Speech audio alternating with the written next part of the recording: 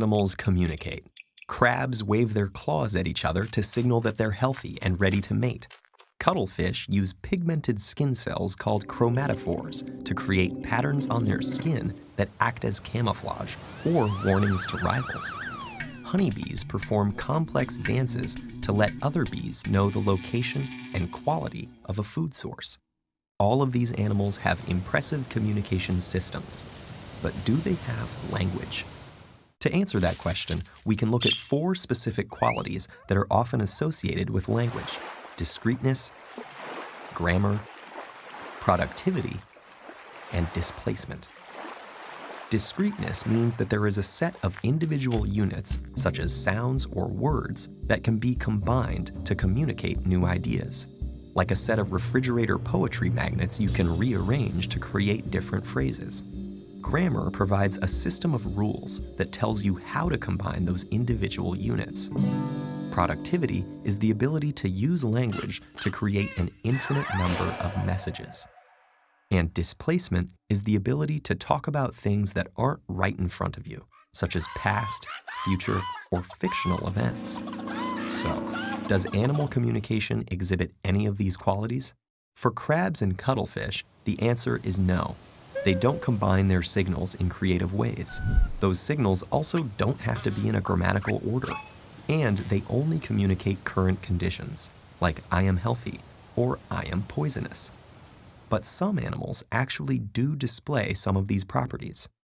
Bees use the moves, angle, duration, and intensity of their waggle dance to describe the location and richness of a food source. That source is outside the hive, so they exhibit the property of displacement.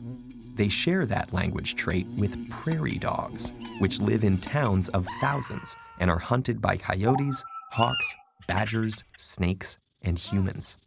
Their alarm calls indicate the predator's size, shape, speed, and even for human predators, what the person is wearing and if he's carrying a gun. Great apes like chimps and gorillas are great communicators too. Some have even learned a modified sign language. A chimpanzee named Washoe demonstrated discreteness by combining multiple signs into original phrases, like please open, hurry. Coco, a female gorilla who understands more than 1,000 signs and around 2,000 words of spoken English, referred to a beloved kitten that had died. In doing so, she displayed displacement, though it's worth noting that the apes in both of these examples were using a human communication system, not one that appeared naturally in the wild. There are many other examples of sophisticated animal communication, such as in dolphins, which use whistles to identify age, location, names, and gender. They can also understand some grammar in a gestural language researchers use to communicate with them. However, grammar is not seen in the dolphin's natural communication. While these communication systems may have some of the qualities of language we've identified, none display all 4. Even Washoe and Coco's impressive abilities are still outpaced by the language skills of most 3-year-old humans. And animals' topics of conversation are usually limited. Bees talk about food, prairie dogs talk about predators, and crabs talk about themselves. Human language stands alone due to the powerful combination of grammar and productivity on top of discreteness and displacement.